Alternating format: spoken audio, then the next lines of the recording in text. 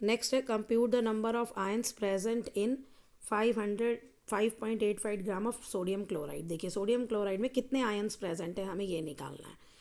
अब हमें पता है हम नंबर ऑफ पार्टिकल्स निकाल सकते हैं।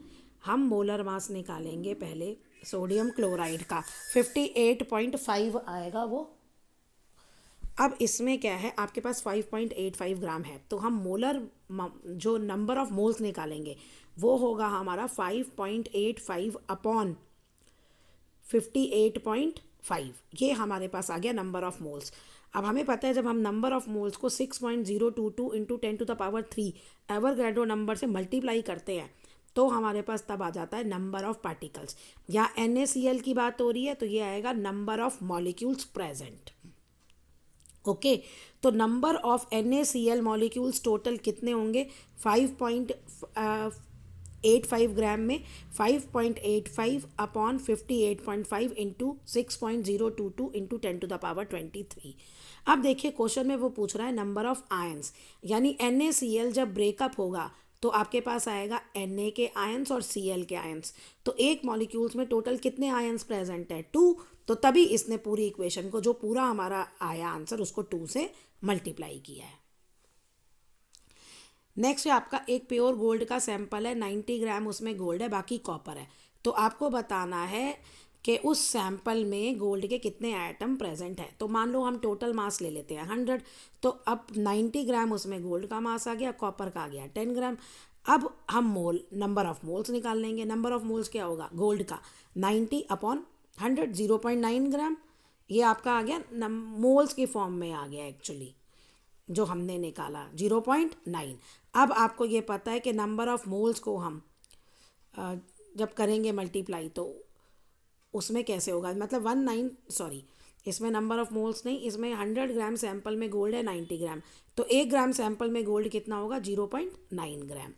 अब इसमें ये क्या है आपका, फिर हमें पता है 197 टोटल ग्राम का अब पूरा उसका एटॉमिक वेट होता है। अगर 197 ग्राम गोल्ड है तो उसमें कितना एटम्स प्रेजेंट है, 6.022 इंटू 10⁻23। ये हमारी मोल की डेफिनेशन से आ गया। तो अब आप 0.9 ग्राम में निकाल लेंगे मैथ्स का यूनिटरी मेथड लगा के।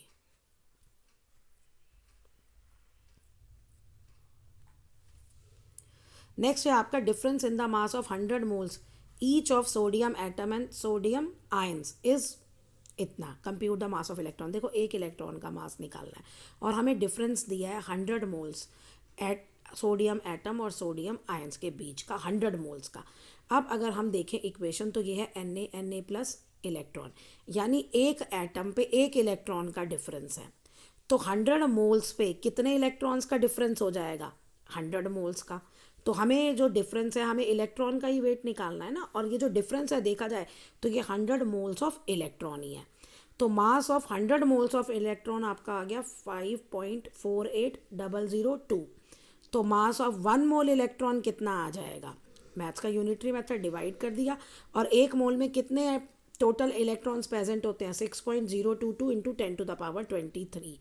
तो फिर आपने इसको मेथड ले लिया ये पूरा, तो इससे आपका आंसर आ जाएगा।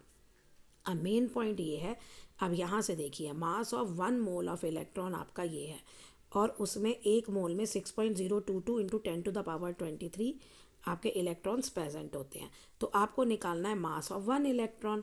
तो मास ऑफ 1 इलेक्ट्रॉन कितना आएगा, 5.100 और 6.022 इंटू 10⁻3 से इसे डिवाइड कर दो, तो आपके पास एक इलेक्ट्रॉन का मास आ जाएगा।